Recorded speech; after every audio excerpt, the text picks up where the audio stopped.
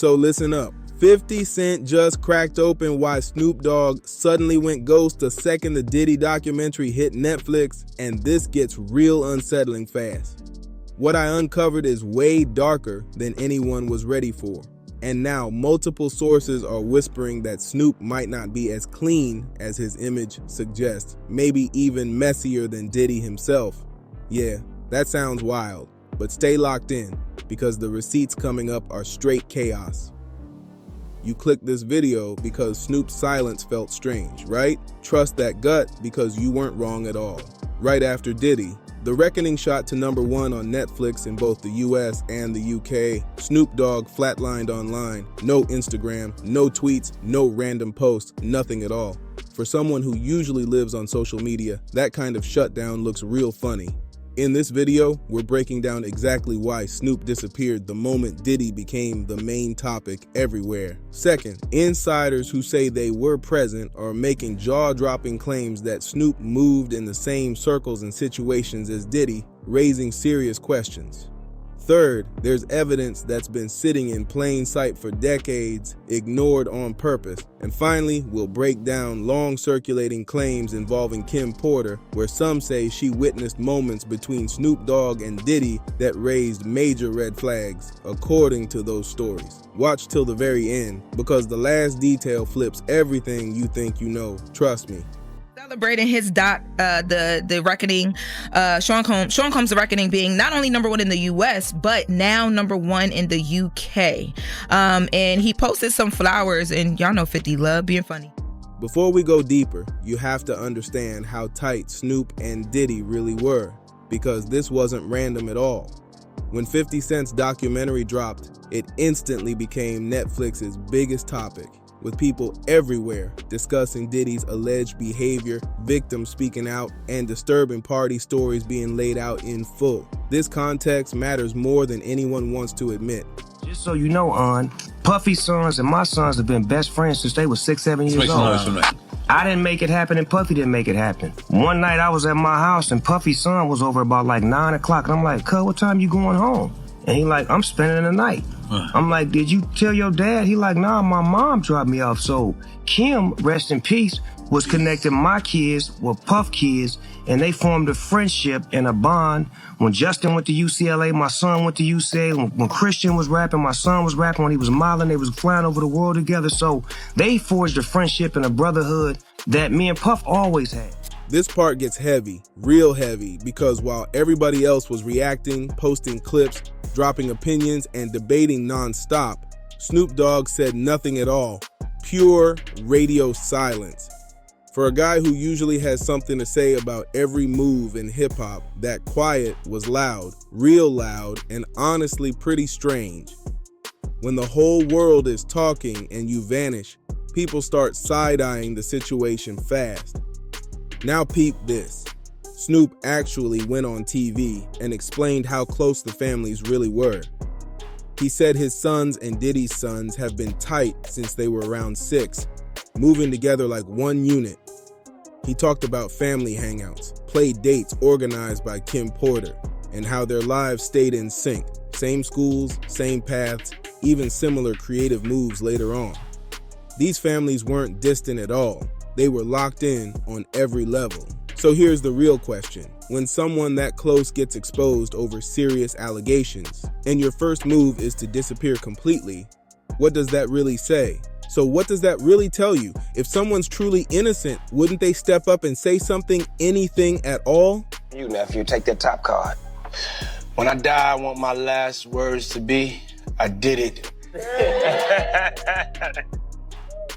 Hey. And let me be clear, I'm not throwing accusations, I'm pointing out patterns that don't add up, plain and simple. When actions stop making sense, people start asking questions, and that's just reality. Before we go any deeper, you need to understand what people are alleging here.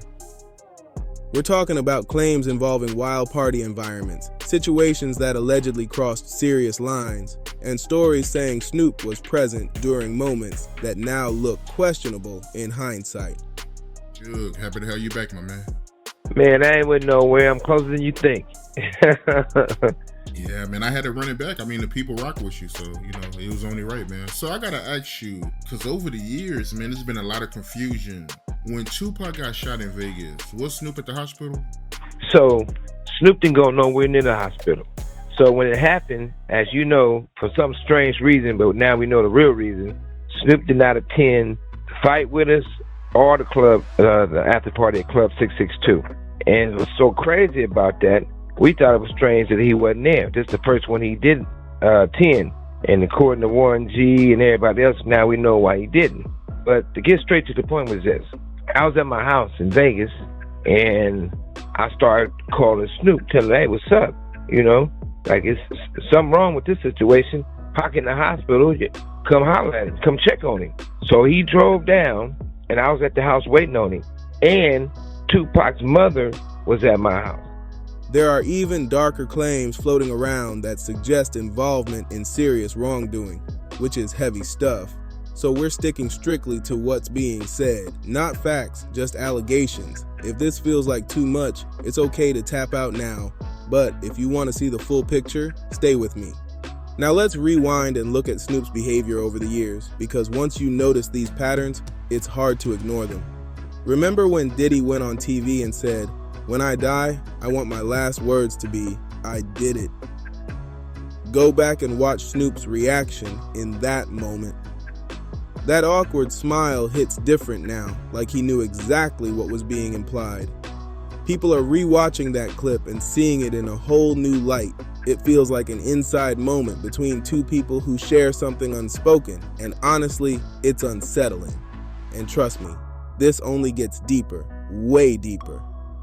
Suge Knight is currently behind bars serving a life sentence, and because of that, people say he has nothing left to protect or lose, right?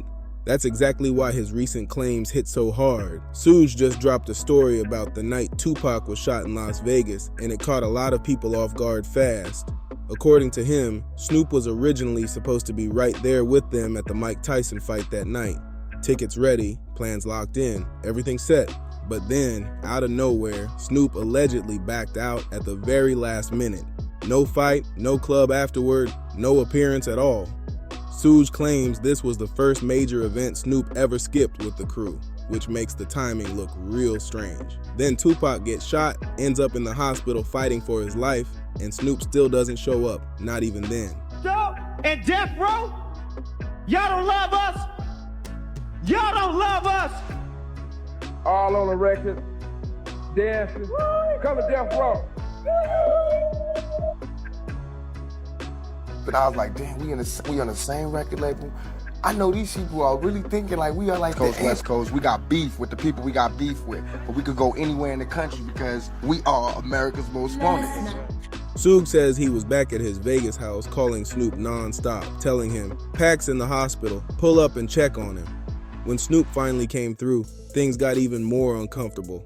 Tupac's mother was already there, clearly emotional and shaken. And when Snoop arrived, Suge claims he said something that left the room cold. He told them Tupac was angry with him and didn't want to see him right now.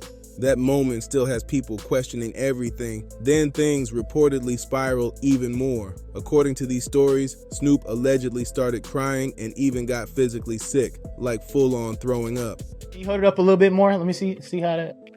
Oh yeah, damn. You know what I'm saying? We don't hold our man hand. We shake it and get it back in our pocket. Right. You know what I'm saying? They got Diddy and Neo. And if you heard Neo's wife call him Little Diddy, that he like freak off, get high and get freak off. They all baby oil you up. Oh man, what the hell is that? You know what I'm saying? Yo. Not him and the son. That's his son, right? Yeah. Now, I don't know about you, but that's not everyday behavior. To a lot of people, that looks like stress, shock, or knowing way more than you're letting on. Again, not accusations, just reactions that raised eyebrows big time. But here's where it gets next level strange. Warren G, who's family to Snoop, has said Snoop was at his house the night Tupac was shot. And according to Suge, Snoop allegedly had a walkie-talkie with him while watching the fight on TV. Not some regular toy either. These were described as special security radios used during major events with long-range capability. So people started asking real questions. Why would Snoop have access to that kind of radio while not being in Vegas? Why would he allegedly be able to hear what was happening miles away? Some witnesses later claimed they heard someone on the radio say, "got him," right after the shooting. That detail alone made a lot of folks pause. I'm not saying what it means, I'm just laying out what's been claimed. You tell me, does that sound normal to you? And it's not just coming from Suge either. Fans have been digging through old 90s interviews, breaking down Snoop's body language whenever Tupac was around and the tension jumps off the screen. People say you can see the nerves, the stiff energy, and how Snoop often stayed closer to Diddy's side than Death Row during the East Coast versus West Coast era. Also was just recently contacted by someone who wanted me to essentially represent them in the sale of one of the Diddy tapes. So, which I declined that because... Wait a minute, say that again. Say that again, back up. You're saying that there's tapes and they're being shopped? Yes, there have been people already shopping. We've heard about the tapes, but yes. The shopping thing is... Yes, there already have been tapes leaking around Hollywood, being shopped around to individuals in Hollywood, but one particular person contacted me to shop a particular video they were in possession of and to contact the person who was in the video to see if they were interested in purchasing the video before it became a public knowledge. I've heard this before, so like a catch and kill. Catch and kill, correct. Wow, can you, and I guess you can't reveal the person who is on No, the I tape. can't explain who the person was, but Mr. High profile? Mr. Combs was in the tape and this other person is, I would venture to say, more high profile than Mr. Even back then, some folks were already saying Snoop turned his back on Tupac, calling it out in real time, but most people brushed it off because Snoop had that calm, cool image everybody trusted. Looking back now though, a lot of viewers feel the warning signs were hiding in plain sight. Now we're stepping into the really unsettling territory, so stay locked in. A man named Courtney Burgess recently spoke up. He's a longtime music industry figure with over 35 years in the game. He claims he's in possession of Kim Porter's real memoir, not the version that was released and later disputed by her family. According to him, this is the authentic manuscript, packed with first-hand details and materials that never saw the light of day, and people say what's inside changes everything. And what he claims is inside that memoir has people shook. According to Courtney, Kim Porter was quietly documenting everything over the years. Photos, notes, patterns, and keeping it hidden because she allegedly feared how powerful and dangerous Diddy was. Before her passing in 2018, he says she handed all of it to someone she trusted, knowing it couldn't stay with her forever. Now here's where things get uncomfortable fast. Dude is a demon, bro. Dude is a demon. That dude was possessed with some kind of demon, man. He's possessed with some kind of demon. Want to be in this, all this red, this dark rooms with the music blasting. It had to be a certain temperature, a certain type of music for the vibration they were saying. Come on, bro. And I don't care what nobody say, man. And like, when people still talk and keep on talking, if that priest ever come out and he talking, if people keep talking, you'll find out that a lot of shit that Gene Deal has said has been the truth and nothing but the truth. I was there. Courtney alleges that the memoir includes images of Snoop and Diddy together in moments that raise serious questions. He describes situations that, in his words, don't match how straight men typically interact. One specific example he brings up is a photo where Diddy is seen lingering on Snoop's hand in a way Courtney calls inappropriate.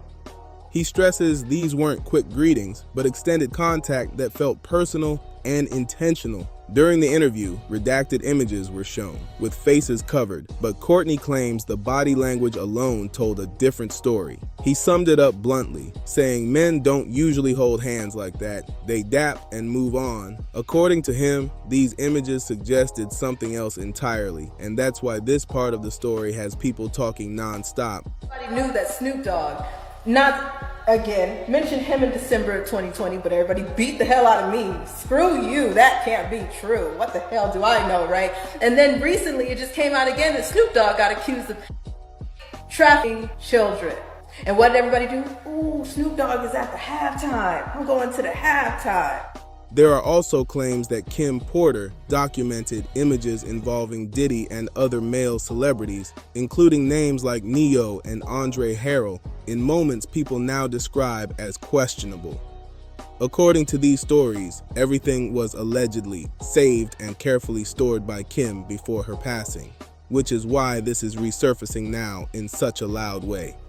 I'll be real, when I first heard this, it sounded like straight gossip to me, like internet talk running wild, but then things took a serious turn when a federal investigation entered the picture. A lawyer named Ariel Mitchell, who represents multiple alleged victims in the Diddy case, appeared on national television and dropped a major statement live on air. She revealed that someone contacted her trying to sell a so-called... Y'all know that Snoop Dogg and Diddy were best friends with Tupac? Diddy is like a black Clinton. Anybody know that? Everybody say don't mess with Diddy. Diddy is like a black Clinton, because you know there's a black, so they say that nobody messes with Diddy. There's a reason for that. You can ask Kanye. He'll tell you. He's trying to. He really trying to, but in a minute he's gonna get a little sick. Probably not Martin Luther King, that's a whole other story. Martin Lawrence, that running out in the middle of the street acting a damn fool. He's probably gonna have one of those reset issues or something like that. And then I'll start it too that, Kanye didn't, but he's trying to.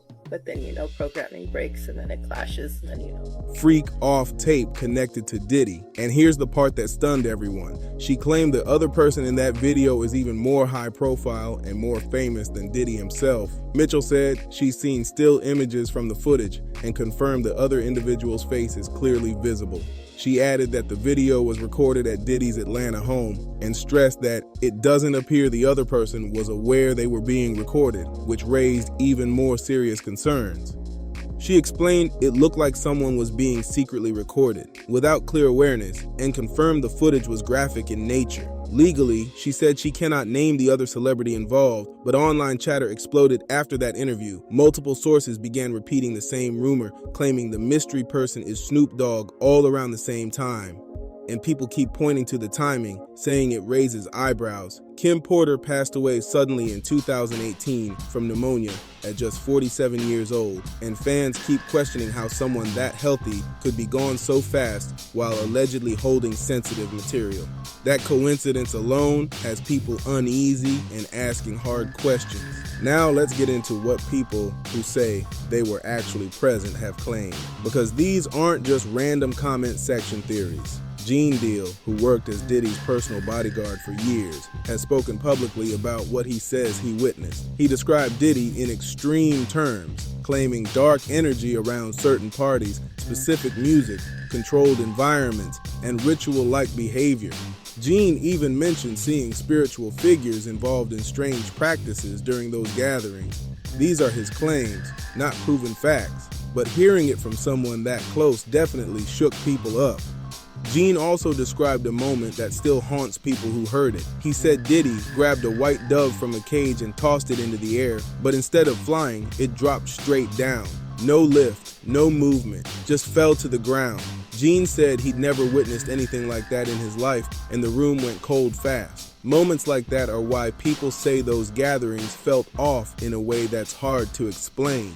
And here's where things get heavier. We thought it was strange that he wasn't there. This is the first one he did 10. And according to Warren G and everybody else, now we know why he didn't. But to get straight to the point was this. Multiple voices now claim Snoop wasn't just casually around for these events, but allegedly present for some of the darker, stranger situations being described.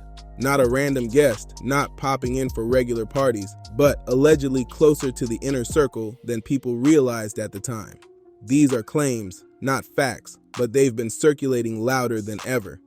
Now another name keeps resurfacing. A woman named Allie Carter has spoken publicly for years, identifying herself as a survivor who says she was exposed to powerful industry spaces at a young age. Since around 2020, she has openly criticized both Diddy and Snoop, saying their influence runs deeper than people want to admit. Back then, she says she was ignored, mocked, and dismissed online. Ali has claimed that Snoop held even more influence than Diddy in certain circles, and she questioned why allegations alone never slowed his public praise or major appearances. She raised a point that hit people hard. why some figures get erased over controversy while others remain untouched despite serious accusations. Whether you agree or not, her question clearly struck a nerve and still does today.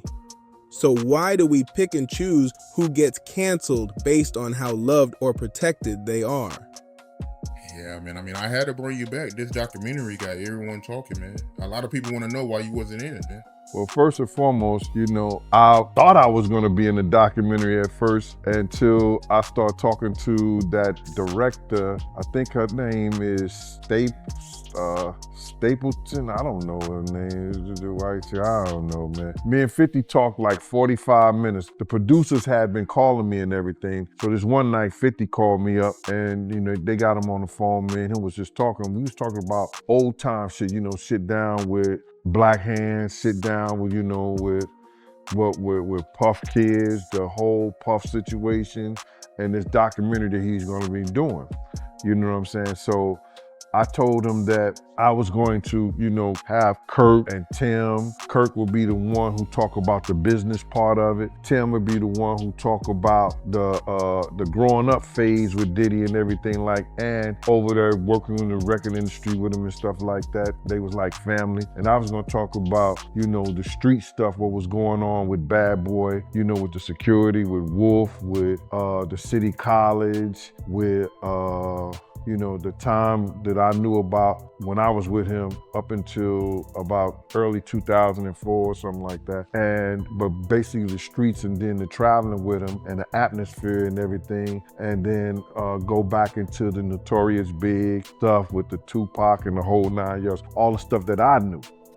That question keeps coming up, and Ali pushed it hard. She also spoke about the connection between Snoop, Diddy, and Tupac, saying all three were close at one point, but she strongly suggests things shifted behind the scenes. According to her claims, Snoop and Diddy were allegedly moving in sync while Tupac was left in the dark. She compared Diddy to a powerful political figure, saying nobody crosses him for a reason. She even brought up Kanye, saying when he started hinting at similar industry issues, his behavior suddenly changed, almost like pressure was applied to shut things down. Dark, unsettling claims for sure. Now, some of you are probably thinking, okay, but where's the real proof?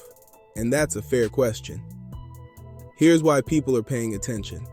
Federal investigators reportedly seized computers, hard drives, and flash drives from Diddy's properties during raids. According to multiple reports circulating online, Snoop's name has allegedly come up in sealed testimony connected to that investigation. That's why people are now re-examining Snoop's past statements. There's a video gaining traction where someone breaks down inconsistencies in Snoop's stories about Tupac over the years. One example includes an elaborate story he told about randomly running into Nas in New York during the East Coast, West Coast era. I've been confronted by so many law enforcement for the CDs. Even my studio equipment was confiscated. Now, peeps, we have an exclusive on the Lionel B Show today. A Diddy insider sat down with me to talk about the Diddy celebrity tapes he has possession of, and also exclusive details surrounding Diddy and Gene Deal's involvement. And critics say details just don't line up once you look closer. Snoop tells this story like Tupac got right in Nas's face, making it sound tense and dangerous, even though Nas supposedly had a whole crew with him. It plays like a wild moment from the height of the East Coast, West Coast chaos. But here's where the story falls apart fast. Nas later did a response and flat out said Snoop wasn't even there. On top of that, members of the Outlaws, who were actually close to Tupac, also confirmed Snoop wasn't present at all. So now people are asking the obvious question: why tell a story about something you didn't witness? The breakdown video asks it perfectly. What made Snoop think he could slide with a story like that when the people who were really there could check him instantly? And this is where critics connect the dots. They believe Snoop keeps inserting himself into Tupac's story to protect his street image. He needs fans to believe he was loyal, solid, and right by Tupac's side until the very end. Because if it ever became widely accepted that he wasn't loyal, or worse, that he was moving differently behind the scenes, his whole legacy takes a major hit. Think about it. How many times has Snoop brought up Tupac over the years? How many interviews where he suddenly gets emotional? how often Tupac's name comes up when Snoop's credibility is questioned. To critics, it doesn't feel random at all. They say it looks calculated, strategic, and carefully played to keep a certain image alive. Suge Knight also talked about something he called the boiled egg test, which he claims exists in the music industry. I'm not getting into graphic details because it's disturbing and inappropriate, but he described it as a twisted ritual where young artists allegedly have to prove they'll do anything to make it. According to Suge and other voices repeating this claim, Snoop supposedly passed that test, and that's why his career took off so fast. People point to how he went from new face to global star almost overnight, and they say that kind of rise doesn't just happen by luck. Now here's where people start side-eyeing things hard. Snoop has a long-running obsession with boiled eggs, posting them, joking about them, and even weaving them into his public image. Some believe this is subtle signaling, a way of letting certain insiders know he's in the club and already proved himself. Sounds wild, right? But critics argue that when you stack this with everything else, those strange details stop feeling random. And right when the Diddy allegations started getting louder, Snoop suddenly landed a high-profile role as a U.S. honorary coach for the Winter Olympics.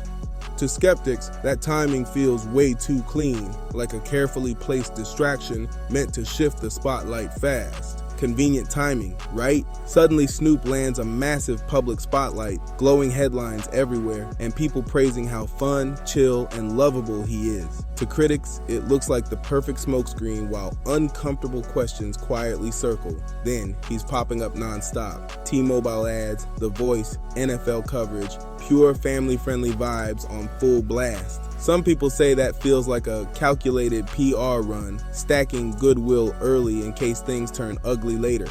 Now here's another twist. Gene Deal, another former Diddy bodyguard, recently explained why he wasn't featured in 50 Cent's documentary, and his reasoning raised eyebrows fast. Gene said the production tried to underpay him, but more importantly, he claims the documentary left out major details that would have made the story even heavier. According to Gene, there was a lot that never made the final cut.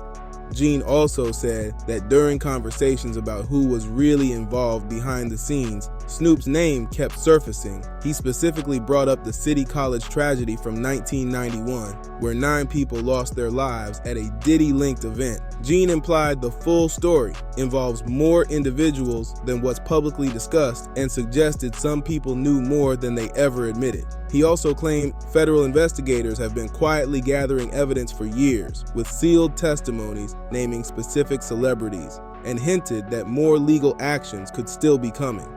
Now think about this for a second. If Gene Deal, who was Diddy's bodyguard and has every reason not to agree with Suge Knight, is still backing up parts of Suge's story about Snoop, that should make people pause. When two people who don't like each other are saying the same thing about a third person, it usually means there's something there worth paying attention to.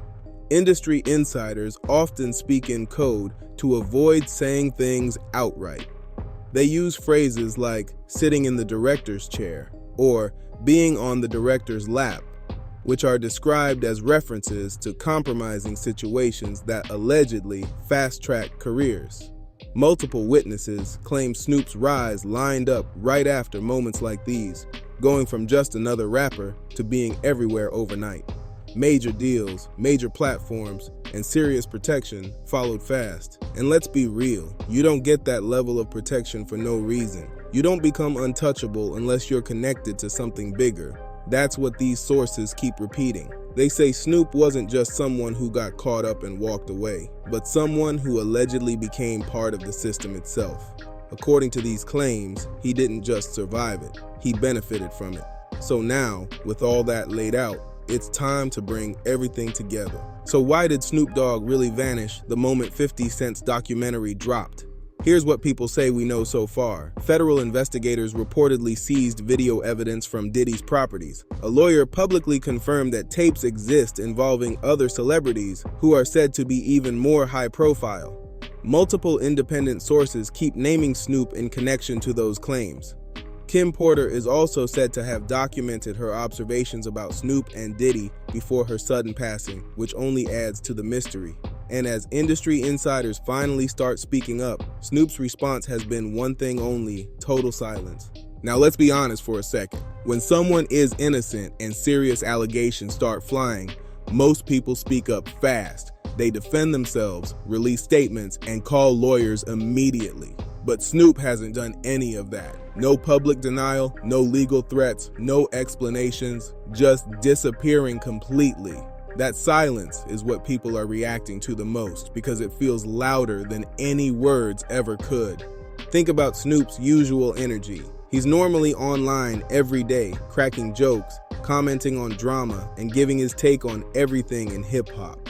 But the moment his longtime associate is exposed over disturbing allegations, Snoop goes quiet overnight. To critics, that doesn't look like loyalty, it looks like self-preservation. And the most unsettling part, multiple sources are warning this may only be the beginning, with more names and details expected to surface soon. That the federal investigation is allegedly building cases tied to multiple celebrities, and Snoop's name keeps resurfacing in sealed testimony that hasn't been released publicly yet.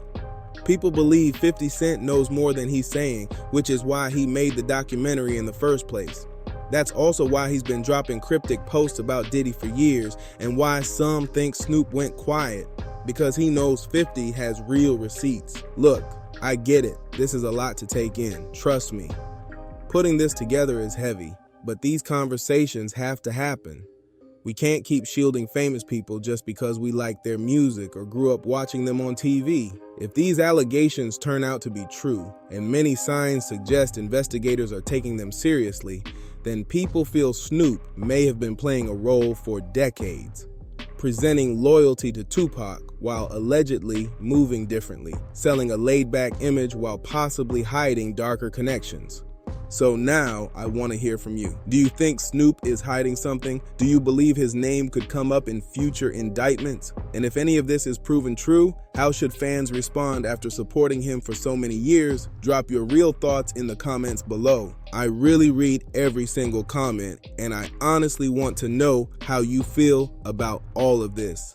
If you made it to the end of this video, I appreciate you heavy, because this wasn't light content at all. These stories matter, victims deserve to be heard, and we can't keep giving passes to powerful people just because they're famous or entertaining.